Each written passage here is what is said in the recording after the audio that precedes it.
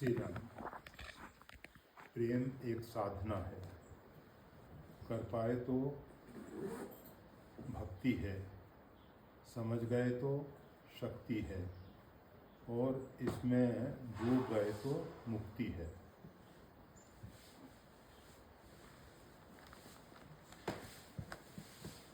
प्रेम के विषय में अनेक प्रकार की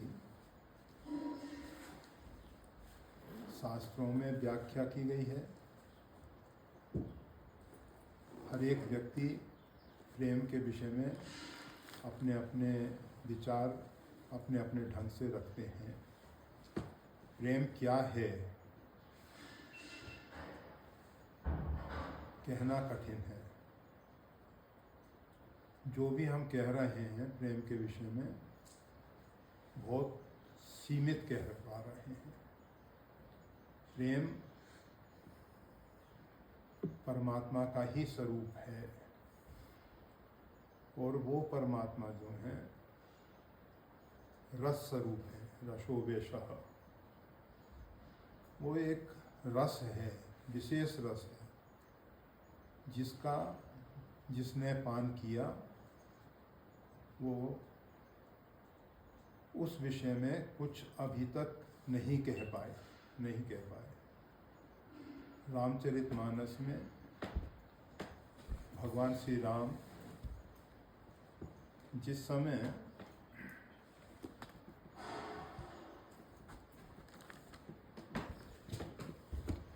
चित्रकूट में निवास कर रहे थे,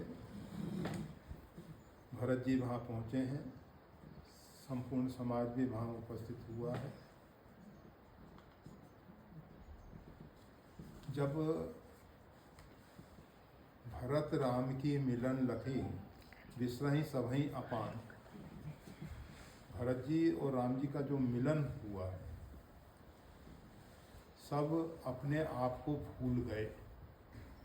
वो अहम, हम अभी तक अपने आप को जानते तो हैं ही नहीं। अपने विषय में जो अनेक प्रकार की धारणाएं हमने बना ली हैं वो ऊपर से लादी हुई धारणाएं हैं। जैसे कोई से पूछा जाएगा उसका परिचय तो वो अपना नाम बता देगा। नाम ऊपर से आरोपित है, रख दिया गया है। जन्म से पूर्व, जन्म के समय तक उसका कोई नाम नहीं था, परंतु उसको पुकारने के लिए एक संबोधन, एक नाम दे दिया गया। ऊपर से बहुत कुछ भरा गया है हमारे अंदर कि तुम मानव हो, मानव में भी तुम पुरुष हो, तुम स्त्री हो, तुम बच्चे हो, तुम जवान हो, तुम वृद्ध हो। ये सब शरीर के परिचय हैं, ये हमारा परिचय नहीं है। जब व्यक्ति ऊपर की मान्यताओं को किसी प्रकार से गिरा पाए, जल्दी संभव नहीं है, क्योंकि इतनी दृढ़ता पूर्वक हमारे अंदर भर दिया जाता है कि हम तुम्हारे माता हैं, हम तुम्हारे पिता हैं, हम तुम्हारे भाई हैं, या माता भर देती है कि मैं तुम्हारी माँ हूँ, ये तुम्हारे पिता हैं, ये तुम्हारे भाई बंधु हैं। और वो इतना दृढ़ हो जाता है, इतना दृढ़ हो जाता है कि हम उसको ना तो भूल पाते हैं ना छूट पाते। तो जब व्यक्ति किसी विशेष परिस्थिति में इस शरीर से अलग होता है, योग साधना में साधक के जीवन में ऐसी एक कक्षा आती है जिस समय वो शरीर से अलग होता है और अपने आप को देख पाता है कि ये शरीर इस प्रकार से है और मैं साक्षी भाव से, तटस्थ भाव से इस शरीर को देख रहा हूँ। शरीर से अलग होके जो अशरीरी है, जिसको लोग आत्मा कहते हैं, वो जो अशरीरी है वो शरीर से बाहर होके इस शरीर को देख रहा है, दृष्टा भाव से, साक्षी भाव से। फिर आगे चल के साधना में वो उसी स्तर में उतर जाता है, उसी स्तर में उतर जाता है। और इस प्रकार की घटनाएं जीवन में अनेक प्रकार से अनेक परिस्थितियों में भी पैदा हो सकती हैं। जैसे जब भरत जी और राम जी का मिलन हुआ, अर्थात भक्त और भगवान का जो पवित्र मिलन है, निर्वासनिक मिलन है, विसरा सभई अपान। जितने लोग दृष्टा थे जो देख रहे थे इस दृश्य को, वो सब अपने आप को भूल गए। वो हम कौन हैं, किसी को नहीं ख्याल रहा। ये धारणाएं, मान्यताएं टूट के गिर गईं। हम रामचरितमानस पढ़ते हैं, पाठ करते हैं। अभी आप सब हनुमान चालीसा का पाठ कर रहे थे। हनुमान चालीसा के पाठ में भी आप वर्णो रघुवर विमल जस जो दायक फल, ये रघुनाथ जी का जो विमल यश है अथवा भगवान का जो निर्मल चरित्र है, और अगर वो लीलाएं प्रत्यक्ष देखने को मिल जाएं, जो योगी लंबे समय तक यम नियम आसन प्राणायाम प्रत्याहार धारणा ध्यान समाधि तक पहुंचता है, वो इसमें सहज प्राप्त हो सकता है, सरलता पूर्वक प्राप्त हो सकता है। परंतु ये जीव जो है समझता है कि ये तो भक्ति मार्ग जो है, ये तो उसके प्रति कहीं कहीं उपेक्षा का भाव। ज्ञानी सोचता है कि ज्ञान ही सर्वोपरि है। भक्त तो स्पष्ट इस बात को स्वीकार करता है, तेई आधीन ज्ञान विज्ञान। भक्ति स्वतंत्र है, उसको किसी की अपेक्षा नहीं है कि अमुक इस प्रकार की परिस्थिति बनेगी तब भक्ति होगी, इस प्रकार की हमको योग्यता प्राप्त होगी तब हम भक्त बन सकेंगे या हमें भक्ति आएगी। भक्ति स्वतंत्र है, उसके लिए किसी प्रकार की पराधीनता की जरूरत नहीं है। तेई आधीन ज्ञान विज्ञान, उसके अधीन है ज्ञान और विज्ञान। जब व्यक्ति उस प्रेम रस में डूबता है, प्रेम भरा मन निज गति छूछा, कोई कुछ कहे ना कोई कुछ पूछा, जो नारद भक्ति सूत्र में आया है, स्तब्धो भक्ति, स्तब्ध हो जाता है वो। इसी प्रकार से जब व्यक्ति का मन प्रेम से भर जाता है तो स्तब्ध हो जाता है। इसमें जो लिखा गया है, प्रेम एक साधना है। अगर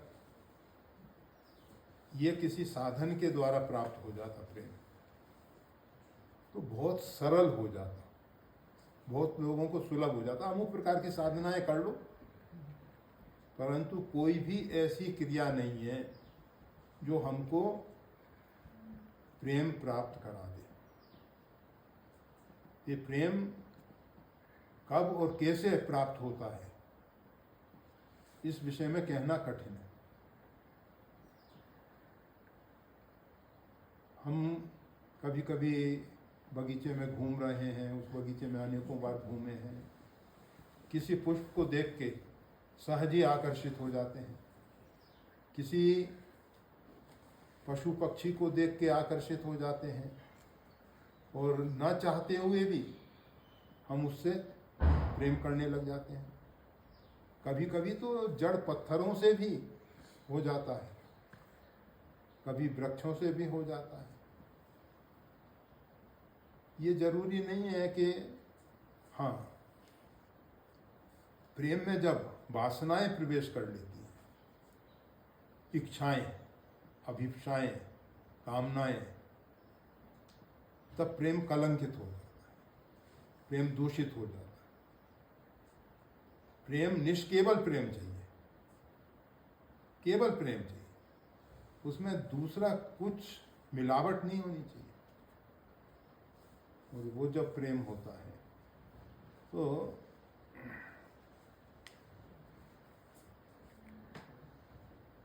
वो जो आनंद है, वो जो रस है, वो अनिर्वचनीय है, और भगवत कृपा से ही वो सब प्राप्त होता है। कृपा साध्य है, परंतु वो कृपा कब और कैसे बरसेगी, जबकि प्रभु मूरत कृपामयी है। भगवान की कृपा तो अनवरत बरसती है। भगवान बिना कृपा किए रह ही नहीं सकते हैं। जिस प्रकार से मेघ में जल भरा हुआ है तो वो कभी भी कहीं ना कहीं बरसेगा ही, ऐसा नहीं है कि वो जल उसमें रह जाए। इसी प्रकार से भगवान बिना कृपा किए रह नहीं सकते। और आगे लिखते हैं, कर पाए सो भक्ति है, प्रेम करने से नहीं भगवत कृपा से प्राप्त होता है। भक्ति के विषय में काकभूषण जी ने, जब भगवान ने नाना प्रकार से उनको आशीर्वाद दिए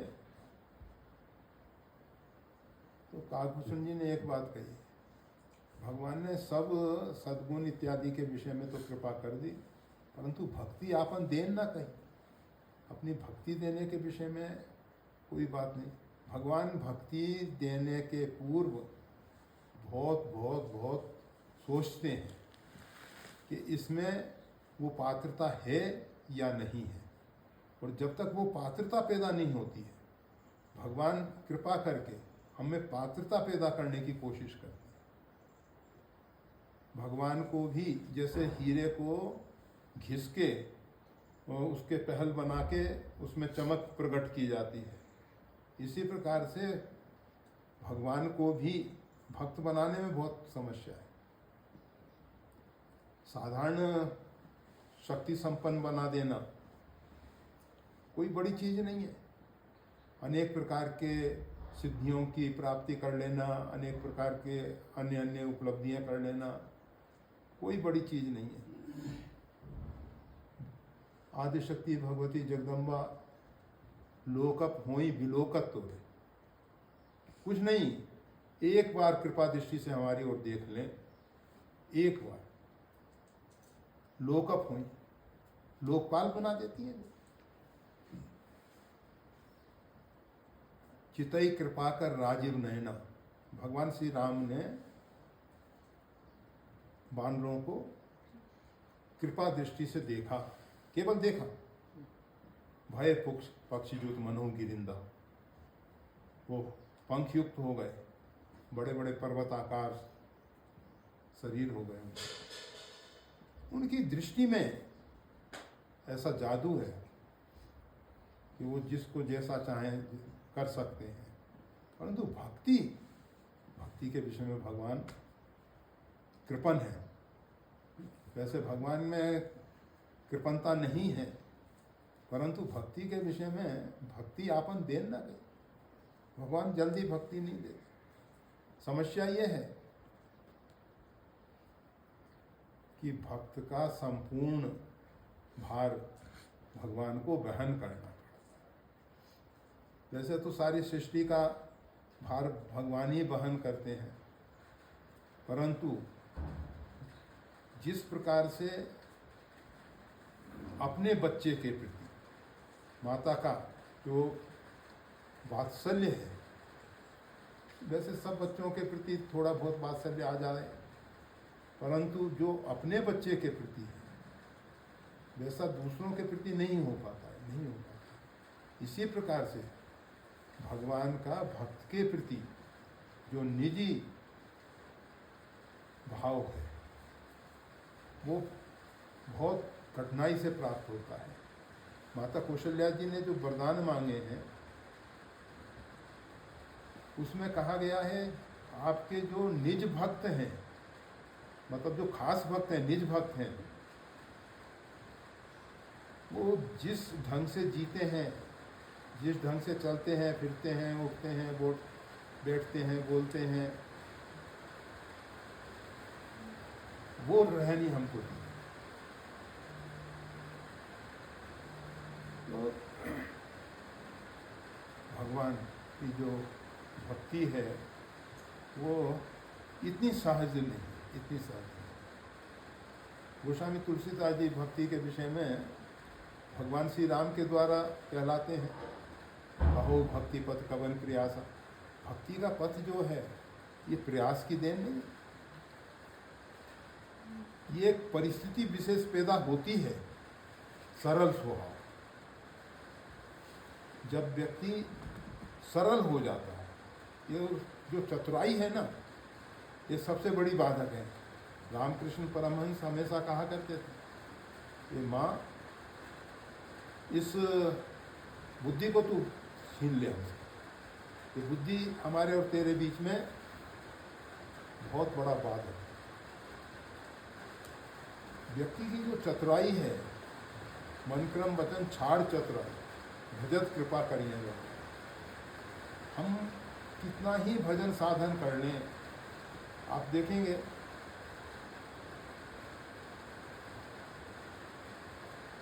मनु महाराज प्रातःकाल ब्रह्म मुहूर्त में उठ जाते हैं, स्नान इत्यादि नित्य नैमित्तिक कर्मों से निवृत्त होकर भगवान का ध्यान करते हैं, यज्ञ करते हैं, होम करते हैं, पूजा पाठ करते हैं, वंदन सब करते हैं, तो सही ढंग से पूजा का पालन करते हैं, सब कुछ करते हैं। शाम के समय सत्संग करते हैं, फिर संध्या उपासना भी करते हैं, दोनों टाइम प्रातःकाल और संध्या काल की। बहुत अच्छा जीवन है जो एक मानव को जीना चाहिए। परंतु हृदय बहुत दुख लाग, जन्म गयो हरि भक्ति। जीवन बेकार चला गया भगवान की भक्ति के लिए। ये भक्ति क्या है? हम जो ये सब सोच रहे हैं कि भगवान का ध्यान कर लिया, माला कर ली, पूजा कर लिया, अर्चन बंदन कर लिया, भक्ति से कुछ विलक्षण है। अगर यही भक्ति होती तो हृदय बहुत दुख लाग, जन्म गयो हरि भक्ति। क्रियाएं तो सब हो रही हैं, परंतु उसका जो प्राण है वो प्राप्त नहीं। भक्ति का प्राण क्या है? हमेशा कोई न विषय विराग, भवन वसतवा तो विषयों से वैराग्य नहीं होता। ये अहमता और ममता नहीं गई, और जब तक अहमता और ममता या तो चली जाए या परमात्मा के साथ जुड़ जाए, जब ये अहमता और ममता परमात्मा के साथ जुड़ जाती है तो भक्ति बन जाती है, और ये अहमता और ममता निकल जाती है तो ज्ञान की, बोध की प्राप्ति हो जाती है। पर ये जाते नहीं है जल्दी, आसानी से नहीं जाते। जन्म जन्म मुनि जतन कर, एक जन्म नहीं अनेकों असंख्य जन्म लग जाते हैं इसमें। तो भक्ति जो है कर पाए तो भक्ति है। वैसे तो संदिग्ध है कि कर पाए, मतलब इतना सहज नहीं दिखाई दे रहा, तभी तो कर पाए।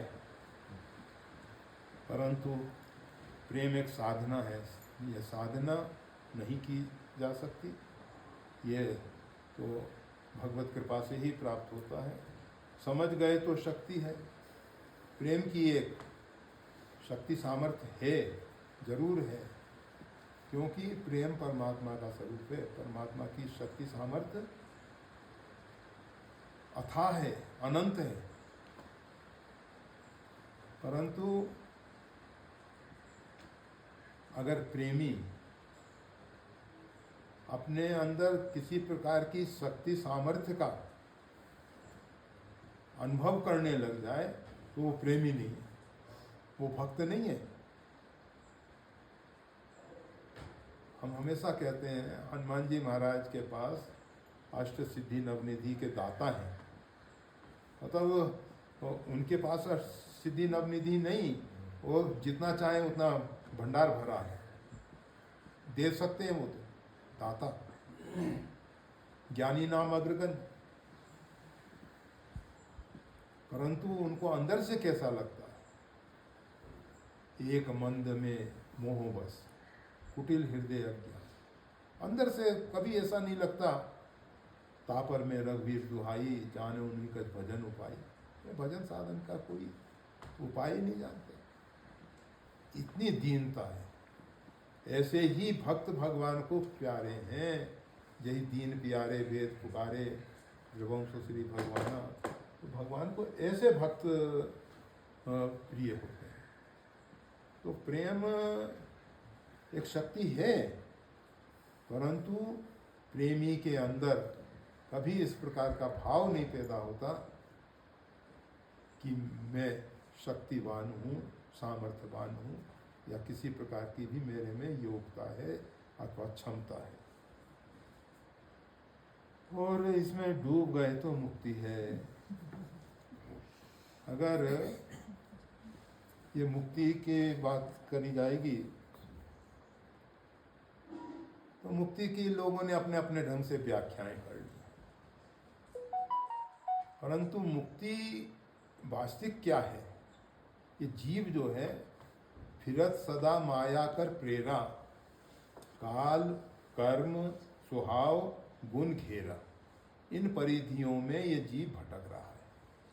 वैसे भगवान ने इसको स्वतंत्रता दे रखी है, कर्मण्येवाधिकारस्ते, स्वतंत्र है कर्म करने के लिए, परंतु उस प्रकार से स्वतंत्र है जैसे एक गाय को खूंटे से बांध के लंबी रस्सी के साथ छोड़ दिया गया है। अब वो रस्सी जहाँ तक है वहाँ तक गाय स्वतंत्र है, उसके आगे गाय नहीं जा सकती। इसी प्रकार से ये जीव जो है, काल, ये जो समय है, इसमें बंधा हुआ है। हमारा जीवन क्या है? हम समय में बंधे हैं। जन्म से मृत्यु तक की एक अवधि है, एक समय है, चाहे वो भूत हो, भविष्य हो, वर्तमान हो। स्वभाव, प्रकृति, ये जो अश्रद्धा प्रकृति है वो, और एक परा एक अपरा, दोनों प्रकार की परमात्मा की प्रकृति है। तीन गुण, सत्व रज तम, इनके अंदर बंधा हुआ ये जीव भटक रहा है। इस परिधि में ये जीव जो है भटक रहा है, और इससे जब मुक्ति मिल जाए, हम उस खूंटे को छोड़ दें, खूंटा हमारे से अलग हो जाए, जो हमारे गले में पास बंधा हुआ है, रस्सी बंधी हुई है, ये निवृत्त हो जाए, उसका नाम है मुक्ति। ऋते ज्ञानान्मुक्ति, ज्ञान होने पर, बोध होने पर मुक्ति होती है। ये नहीं कि वैकुंठ चले गए, मुक्त हो गए। कर्म के बंधन से जीव तभी मुक्त हो जाता है जब कर्म की हुई स्वरूप ही चीन, जब उसको स्वरूप का बोध हो जाता है जीव को, तो कर्म के बंधन से मुक्त हो जाता है। वो कर्म का बंधन उसके लिए नहीं है। परंतु वैकुंठ से भी जय और विजय को यही अभिमान था कि हम तो वैकुंठ में आ गए, अब यहाँ से तो कोई का पतन हो ही नहीं सकता। और इस अहंकार ने ही उनको नीचे गिरा दिया। सनकादिक आए और सनकादिक ने जो उनको श्राप दिया, ये सहज नहीं घटा, उनके मन में जो एक भाव पैदा हो गया था। भक्तमाल में ऐसा बताया गया है, ये जय और विजय के मन में एक भाव पैदा हुआ कि नारायण जो हैं हमेशा देखो मस्ती में अपने पड़े सोते रहते हैं, लक्ष्मी चरण सेवा कर रही है, शेष जी इनके ऊपर छाया कर रहे हैं, बिस्तर है। जो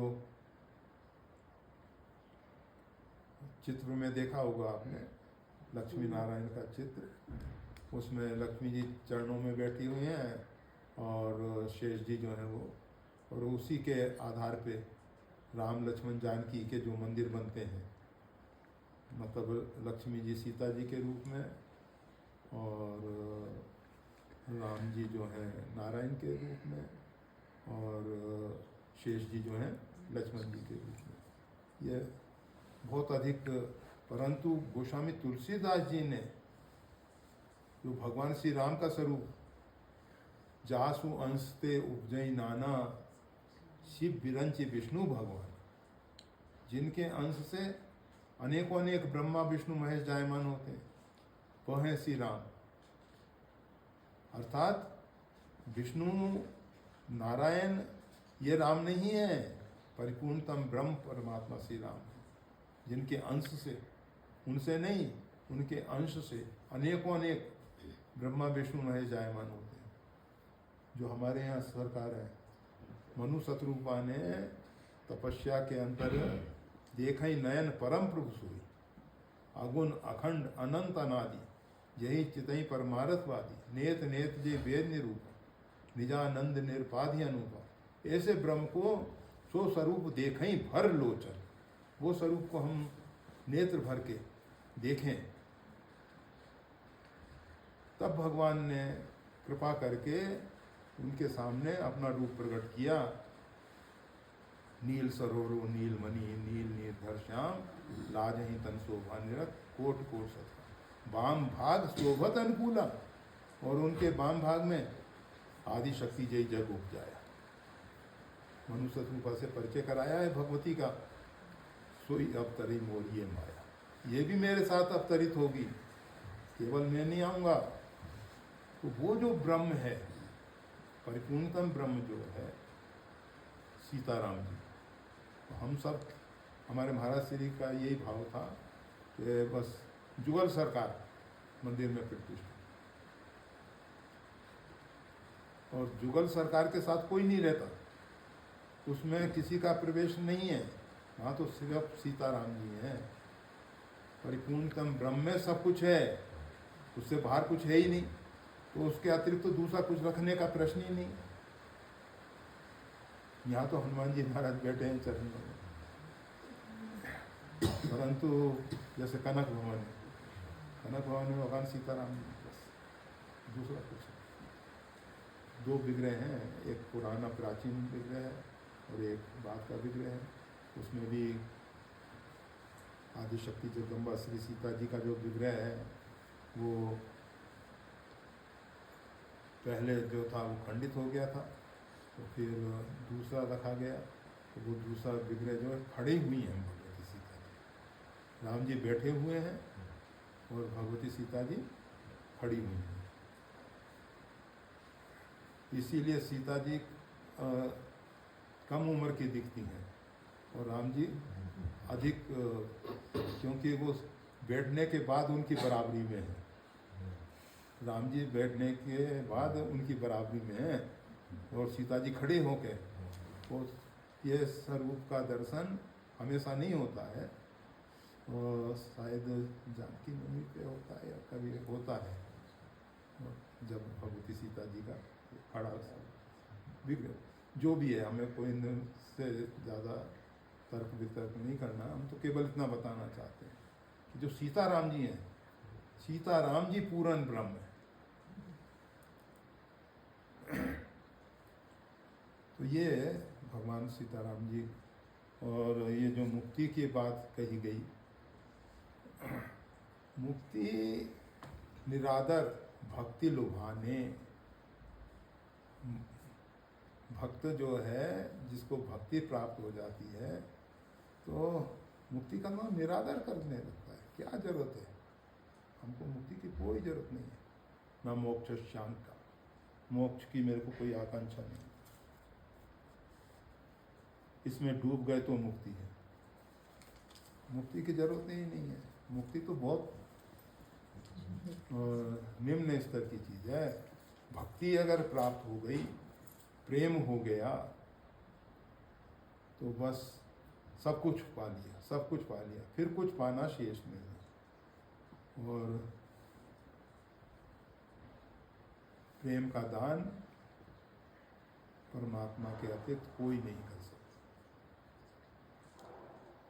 जय श्री राम।